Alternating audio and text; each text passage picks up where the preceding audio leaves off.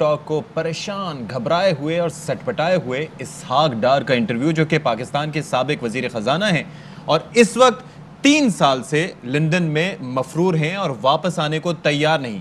ان کو موقع ملا کہ B B C Hard Talk میں جا کے وہ اپنی پوزیشن کلیئر کر سکیں، لیکن وہاں پر ان کے چہرے کے تاثرات دیدنی تھے. ان کا بس نہیں چل رہا تھا کہ وہ بیچ میں انٹرویو چھوڑیں اور یہاں سے رخصت ہو جائیں. سینیٹر فیصل جاوید صاحب ہمارے ساتھ موجود ہیں. فیصل جاوید صاحب، سب سے پہلے ابتدائی طور پر یہ بتائیں، آپ بھی ظاہر ہے کہ وابستگی آپ کے ٹی وی سے بھی رہی ہے، اتنا پریشان کسی پروگرام میں آپ نے کبھی کسی گیسٹ کو دیکھا؟ چہرے سے آشکار ہے ساری چیزیں، اور ان کے پہلے کے بھی جو آپ دیکھ لیں جب اپیرنسز دی ہیں. حسین نواز نے اپیرنس جب ٹی وی پہ دی اسی پروگرام میں ہارڈ ٹاک میں، اور کہتے رہے کہ جی کوئی پراپرٹی نہیں ہے، اور بعد میں پھر جب پیناما کا سارا سامنے آیا پھر کہنے لگے الحمدللہ وہ ہماری پراپرٹیز ہیں. اسی طرح ان کے چہرے پہ آشکار ہے کہ یہ جھوٹ بول رہے ہیں کواکب کچھ نظر آتے ہیں، کچھ یہاں پہ لوگوں کو بیوقوف بناتے رہے ہیں. جہاز کے اندر خاقان عباسی جو پچھلے پرائم منسٹر تھے انہوں نے انہیں فرار کروایا تھا یہاں سے. ادھر سینٹ کی انہوں نے ابھی تک اوتھ نہیں لی ہے، اور مفرور ہیں، یہ اشتہاری ہیں، مفرور ہیں. سارے کیسز یعنی کہ سالوں عدالت میں ان کے کیسز چلے، پورا موقع ملا ان لوگوں کو کہ آ کے ثبوت دیں، دکھائیں. یہ جو اربوں روپے کی ان کی دنیا کی ہر جگہ ان کی پراپرٹیز نکلی ہیں. ابھی اور 2 پراپرٹیز نکل آئی تھی جو شہزاد اکبر صاحب نے ریویل کی تھی. انہوں نے ان کی ٹھیک ہے، ان کے پاس تو کچھ نہیں تھا، اور حکومتوں میں آ کے انہوں نے اربوں روپے کی باہر بیرون ملک جائیدادیں بنائی، منی لانڈرنگ کی. اور یہ وہی اسحاق ڈار ہیں جنہوں نے ان کا ایفیڈیوٹ موجود ہے، انہوں نے بیان دیا تھا، بیان حلفی دیا تھا، اور اپروور یہ تھے، اور یہ مفرور ہوئے ہیں. تو یہ بالکل آپ جو کلپ چڑھا رہے ہیں ان کا، اس سے بالکل آشکار ہے. انٹرویو کا آپ نے پوچھا، ان کی آپ بولنے کا طریقہ دیکھیں، کیونکہ ہیں غلط تو ثابت نہیں کر سکتے ہیں. اور اس کے اوپر یہ جس قسم کا چہرے کلیئرلی یہاں ہے ساری چیز کہ سراسر جو ہے ان کے پاس کوئی جواب ہی نہیں ہے. اور بظاہر یہ لگتا ہے کہ یہ جو انٹرویو ہے یہ صرف سننے سے نہیں دیکھنے سے بھی تعلق رکھتا ہے. تو آپ کیا سمجھتے ہیں کہ اس انٹرویو دے کے اور اس پروگرام میں شرکت کر کے انہوں نے اپنی پارٹی پوزیشن کو مزید کمزور کر دیا ہے؟ بالکل، جہاں یہ بولتے ہیں کیونکہ ہیں چور ہیں، ڈاکو ہیں، لٹیرے ہیں، ملک کو لوٹا ہوا ہے، تو جا کے جیسے ہی یہ پیش کرتے ہیں ساری چیزیں خود ہی یہ بتا دیتے ہیں، آشکار کر دیتے ہیں. ثبوت سب سے بڑا تو یہ انٹرویو آپ کے سامنے آ گیا. اس سے پہلے بھی میں جو آپ کو بتا رہا تھا ہارڈ ٹاک میں بھی اور باقی جگہوں پہ بھی جتنے بھی اس پورے ٹبر کے جو انٹرویو ہیں، یہ پورا ٹبر کیوں مفرور ہے؟ باہر بیٹھا ہوا ہے، یہاں اپنی فیملی کے جنازے اٹینڈ کرنے بھی نہیں آتے ہیں. وہاں بیٹھے ہوئے ہیں کیونکہ یہاں پہ انہیں پتہ ہے ان کے خلاف کیسز سب کے فیصلے آئے ہوئے ہیں. یہ جیلوں سے بھاگے ہوئے لوگ ہیں، ادھر انہوں نے آنا ہے، جیلوں میں جانا ہے. تو انٹرویو تو آپ بالکل ٹھیک کہہ رہے ہیں، ان کے چہرے کو دیکھیں تو بالکل لازمی سامنے پتہ چلتا ہے کہ یہ سراسر جھوٹ ہے، رائے فرار. اچھا، ایک اور چیز بتائیے گا فیصل جاوید صاحب، ظاہر ہے کہ عمران خان صاحب کو سلیکٹڈ کہتی ہے اپوزیشن، اور جو جلسے آج کل کر رہے ہیں پی ڈی ایم کے پلیٹ فارم سے تو وہاں پر یہ نعرہ لگاتے ہیں. یہاں پر بھی یہ ان کی جانب سے بات کرنے کی کوشش کی گئی کہ 2018 کے الیکشن میں بدترین دھاندلی ہوئی، وہ کریڈیبل نہیں تھے. اس پر بھی جو اینکر تھے ان کی جانب سے تصحیح کی گئی، بتا دیا گیا کہ وہ کریڈیبل تھے. ای یو جو آبزرورز ہیں، الیکشن مانیٹرز ہیں، ان کی جانب سے کہا گیا کہ الیکشن جو ہے وہ بالکل کریڈیبل تھے. جی ہاں بالکل. اور آپ دیکھیں اگر کریڈیبل نہیں تھے تو انہوں نے پٹیشنز کیوں نہیں دائر کی ہیں؟ انہوں نے کوئی ایک حلقہ آئیڈینٹیفائی نہیں کیا ہے. ہم نے جب 2013 کے الیکشن جس کو سب کہتے تھے 21 پارٹیز بشمول پی ایم ایل این وہ بھی کہتی تھی کہ دھاندلی ہوئی ہے، ہم نے تو 4 حلقے بھی آئیڈینٹیفائی کیے. ہم ہر فورم پہ بھی گئے، یہ کس فورم پہ گئے ہیں؟ تو ان کی اس چیز میں تو بالکل وزن بھی نہیں ہے. اور بی بی سی کے اینکر نے بھی ان کو منہ توڑ جواب دیا ہے. لیکن عمران خان کی باقی جو کہتے ہیں نا کہ کریڈیبلٹی نہیں ہے، عمران خان پہ انہوں نے پولیٹیکل وکٹمائزیشن کا نشانہ بنایا جب پیناما پہ آواز اٹھائی اور وہ سپریم کورٹ لے کر کے چلے گئے. عمران خان کوئی پبلک آفس ہولڈ بھی نہیں کرتے تھے، تب بھی ایک پائی کا حساب دیا اس پیسے پہ جو باہر حلال کی کمائی کی اور پاکستان پیسے لے کر کے آئے. 60 سے زیادہ دستاویزات دیں اور عدالت سے سرخرو نکلے. 40 سال پرانا ریکارڈ بھی دیا اور وہ عدالت سے صادق و امین ڈکلیئر ہوئے. تو عمران خان کو دنیا جانتی ہے، عمران خان کی دنیا تعریف کرتی ہے ان کی کریڈیبلٹی کی. تو یہ فورم پہ بیٹھ کے انہوں نے وہ کوشش کی، ان سے وہ ان کا سوال پوچھ رہے ہیں، یہ کہتے ہیں جی عمران خان کو. واپسی سے متعلق جب ان سے پوچھا گیا تو پہلے تو انہوں نے علاج کا کہا، پھر اس کے بعد کہا کہ دیکھیں پاکستان میں انسانی حقوق کی کیا صورتحال ہے، نیب کی حراست میں لوگ مارے جاتے ہیں، بدترین تشدد ہوتا ہے، درجنوں لوگ انہوں نے کہا مارے گئے. ہم میڈیا پر ظاہر ہے کہ جو خبر آتی ہے وہ رپورٹ کرتے ہیں، ایسا ہمارے سامنے تو نہیں آیا. آپ کے علم میں ہے کوئی ایسی خبر؟ دیکھیں یہ پی ڈی ایم کا جو پوری کیمپین ہے نا وہ یہ بالکل ایکسپوز ہو چکے ہیں کہ یہ ساری کوشش ہے ٹبر کی کرپشن بچانے کی، یہ کیسز سے نکلنے کی. اسی لیے تو بار بار وہ عمران خان صاحب کو وہ 34 نکات بیچتے ہیں. اگر آج عمران خان مان جائے، ماضی میں کیا ہوتا ہے، ماضی میں یہ ڈیل کرتے آئے ہیں، ان کے سارے کیسز معاف ہو جاتے تھے. اب یہ سامنے عمران خان، ان کی عادتیں بگڑی ہوئی ہیں کہ جی ان کو ڈیل مل جاتی ہوتی تھی. اب عمران خان ان سے ڈیل نہیں کر رہے ہیں اور 34 نکات بار بار دیتے ہیں کہ آپ ہمیں کہتے ہیں ہمارے 99 سے پہلے کے کیسز یہ سارے لوگ اس میں ہیں وہ ہمارے معاف کر دیں، ہمیں 99,99,999 روپے تک کی کرپشن آپ کرنے دیں، اور نیب جو ہے منی لانڈرنگ کو ٹچ نہ کرے. سارے منی لانڈرنگ کا مطلب یہاں غریبوں کا پیسہ چوری کیا بیرون ملک، اس کو انلیگلی ٹرانسفر کیا اور اربوں روپے کی وہاں جدادیں بنائی ہیں. وہ ساری چیزیں سامنے آ گئی ہیں اور یہ انکشاف کوئی ARY کا نہیں ہے، کوئی ہمارا نہیں ہے، یہ انکشاف ہے پیناما کا، انٹرنیشنل انکشاف ہے. انشاءاللہ، اور امید یہی ہے کہ جلد از جلد وہ پیسہ پاکستان واپس بھی آئے گا. بہت شکریہ آپ کا فیصل جاوید صاحب، آپ ہمارے ساتھ موجود ہیں. صابر شاکر صاحب ہمارے ساتھ موجود ہیں. صابر صاحب فرمائیے گا، یہ انٹرویو دیکھ کر آپ بھی ظاہر ہے اینکر ہیں، ہوسٹ بھی ہیں، آپ بھی بات کرتے ہیں مہمانوں سے، اتنی جس طرح سے ان کے چہرے کے تاثرات ہیں، گھبرائے ہوئے تھے، کیا جو شخص سچ بول رہا ہو اس کے چہرے پر اتنی گھبراہٹ ہوتی ہے؟ اصل میں وہ یہ سمجھ کر گئے تھے کہ وہاں پہ بھی ان کے لائک مائنڈڈ اینکرز ہوں گے اور پہلے سے سوالات بھی مرضی کے پوچھے جائیں گے اور بہت بیہیو کریں گے، کیونکہ جو ویسٹ ہے، مغربی دنیا، وہ خاص طور پہ ہیومن رائٹس کے معاملے میں بڑے ٹچی ہوتے ہیں.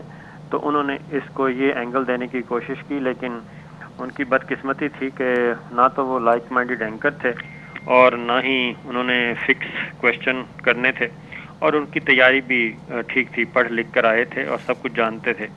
اسی لیے انہوں نے ٹو دی پوائنٹ بات کی اور ان سے 2 اور 2 4 کی طرح پوچھا کہ جناب آپ یہ بتائیں آپ کی پراپرٹیز ہیں یا نہیں ہیں، اور وہ ایڈمٹ کیا. بلکہ یہ جو انٹرویو ہے یہ تو مستقبل میں ان کے خلاف ایک ایویڈنس کے پیس آف ایویڈنس کے طور پہ کام آئے گا. اور اس میں نہ صرف یہ کہ بلکہ انہوں نے اپنے بچوں کی بھی پراپرٹیز کو بھی تسلیم کیا، اور ساتھ ہی ساتھ خاص طور پہ کیونکہ میں ان کو جانتا ہوں اسحاق ڈار صاحب کو، یہاں پہ پاکستان میں 2-3 اینکرز ہیں، 3 اینکرز ہیں جن کو یہ فون کر کے خود ہی بتاتے ہیں کہ جی آج ذرا مجھے لے لیں تو یہ باتیں مجھ سے پوچھ لینا. وہ پھر وہ سوال پوچھتے ہیں تو اس کے اکارڈنگلی یہ ان کے جواب دیتے ہیں. یہ ریکارڈ پہ چیزیں موجود ہیں ان کے کہ یہ کس طریقے سے 3 اینکرز، میں آپ کو بتا رہا ہوں 3 اینکرز ہیں، یہ کام کرتے ہیں. تو اس کے اکارڈنگلی یہ آج BBC کی طرف چلے گئے، ان کے پاس سارا ریکارڈ بھی تھا، اور ان اتفاق کی بات ہے ان کے جو سمدھی ہیں ان کے بارے میں ان سے پوچھا تو سمدھی کے بارے میں انہوں نے بتا دیا کہ وہ تو ایک مجرم، سزا یافتہ مجرم ہے. انہوں نے ایکیوزڈ کا ورڈ یوز نہیں کیا، انہوں نے کہا کہ سزا یافتہ کنوکٹڈ کرمنل ہے. تو وہ تو اچھا، ایک تو نیب سے متعلق جو انہوں نے باتیں کی کہ درجنوں لوگ مار دیے گئے ہیں، آپ کے علم میں کوئی ایسی خبر ہے یا ایسی خبریں کیا چھپائی جا رہی ہیں؟ چھپ تو نہیں سکتی ایسی چیزیں جو اسحاق ڈار صاحب لنڈن میں بیٹھ کر لگا رہے ہیں. تو وہی میں کہہ رہا ہوں، یہ ان کے اصل میں اپنی خواہشات ہیں، اور یہ سارا ٹبر اس وقت اسی پہ لگا ہوا ہے کہ کسی بھی طریقے سے یہ ثابت کیا جائے کہ پاکستان میں اس وقت ہیومن رائٹس کے بڑے مسئلے ہیں. اور یہاں پہ بھی جو ان کے شریف فیملی جو یہاں پہ بھی کوشش کر رہی ہے وہ اسی لیے کر رہی ہے کہ کسی نہ کسی طریقے سے مارشل لا لگ جائے اور آئین سسپینڈ ہو، تو اس کے بعد ان کو مزید ریلیف ملنے کا عالمی دنیا سے زیادہ بہتر طور پہ موقع مل سکے گا. تو وہ سب کچھ ہو نہیں رہا. پاکستان میں تمام عدالتیں کام کر رہی ہیں، پورا سسٹم انٹیکٹ ہے، آئین موجود ہے، اور ان کو ریلیف بھی مل رہا ہے. اور جہاں پہ ریلیف ملنا ہے، صابر شاہ کے ساتھ ہی رہیے گا. ظاہر ہے کہ یہ انٹرویو تھا، تو اس انٹرویو کا ایک اور حصہ بھی ہم اپنے ناظرین کو دکھانا چاہیں گے.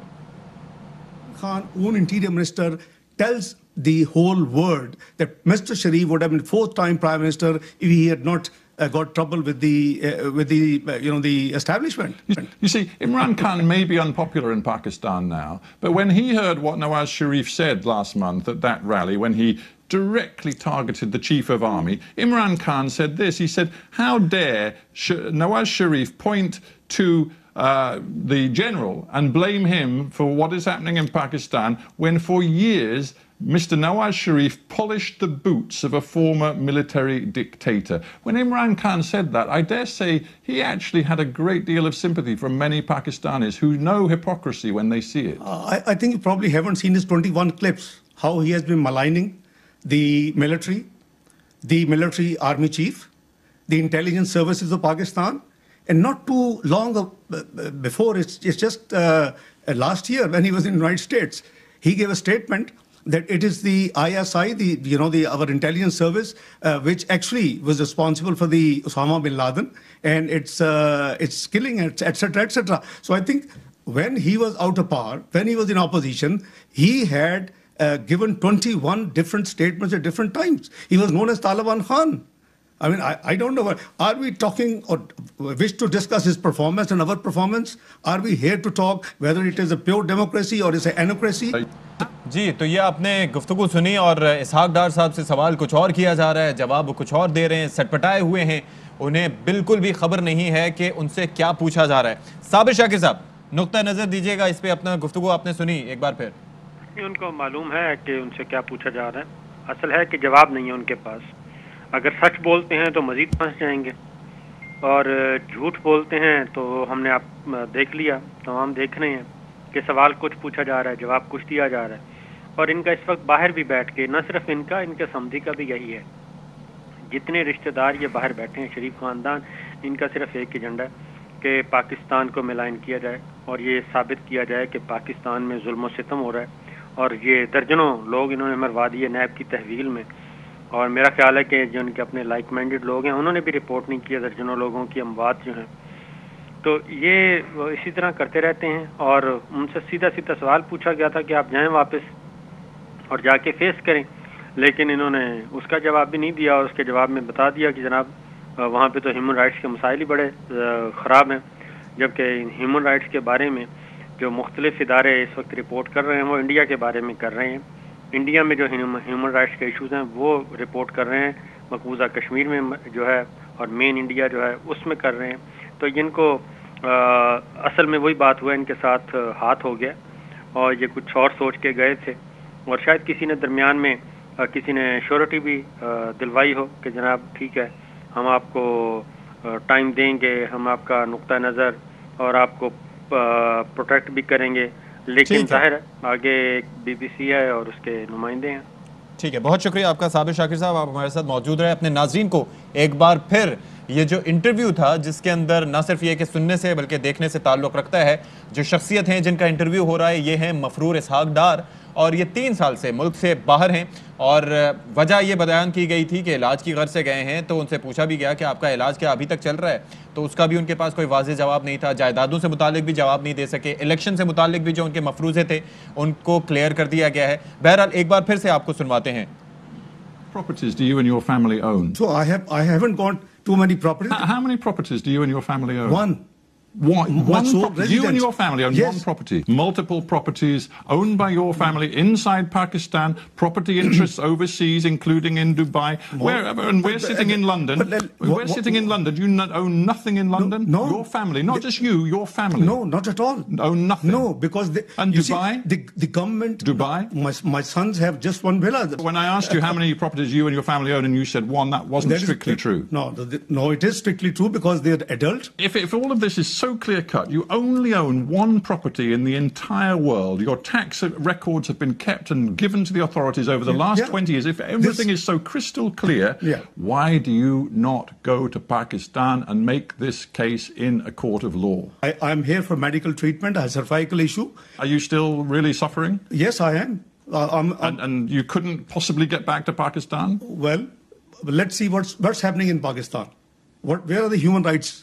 what's happening in NAB custody. You're saying there's that a people human being rights abuses. investigated. Nawaz Sharif is also in London, also on medical grounds. He, unlike... Manhandled by the NAB. Well, in his custody. Manhandled, you say. Yeah. The truth is, Nawaz Sharif is a convicted criminal. In both judgments, it has been written that the prosecution has not been able to prove any corruption. I'm sorry, sir, but it is quite clear that he is a convicted criminal. And again, the Accountability Court, which works alongside the National Accountability Bureau, found against Mr. Sharif. I believe he was given a 10-year sentence and that was reduced ultimately to 7 years. He was then allowed to come to London on medical grounds, the same medical grounds that you brought you to London too. So here the two of you sit. And now... you and he, you of course used to be his finance minister Sure. in the Pakistan government, you and he put yourselves forward as leading voices in the opposition in Pakistan demanding early elections and an end to Imran Khan's government. And I ask you, what credibility do you think you have with the Pakistani I think people? what credibility Imran Khan government has. The world has witnessed that it was a stolen election. It was a rigged election. It's not we are saying. We have experienced. All pre-poll 2018 surveys indicate the PMLN will win. But the observers, the Human Rights Commission of Pakistan, the dirtiest election. Everybody knows the election has been stolen. So I think we have with every respect, right. I just looked back at the Yeah. EU Monitor's report Yeah. on that election. Yeah. They reported some grave concerns about abuses in specific places, Sure. not involving just one party, but Sure. several different Sure. parties. Sure. But the final and ultimate conclusion was that they believed the result was credible, that Imran Khan's election victory in 2018 was credible. That was the conclusion of the EU report. Then you haven't read all the reports. The Human Rights, Well, Commission you can of Pakistan. you can cherry pick the most negative. I'm It's- telling you that the EU monitors, highly respected, independent monitors, looked at everything that what about happened in the- Pakistan, and they concluded that Imran Khan's victory was. اور آج کل ہم یہ دیکھتے ہیں کہ school کے بچے اپنے ویکلی ٹیسٹ کے لیے بھی جاتے ہیں تو بھرپور تیاری سے جاتے ہیں، لیکن اسحاق ڈار صاحب انٹرنیشنل میڈیا کو اتنے بڑے میگنیٹیوڈ کے انٹرویو کے لیے گئے اور ان کی تیاری نہ ہونے کی برابر تھی. اور اگر اس کو خلاصہ ایک لائن میں کرنا چاہیں تو وہ یہ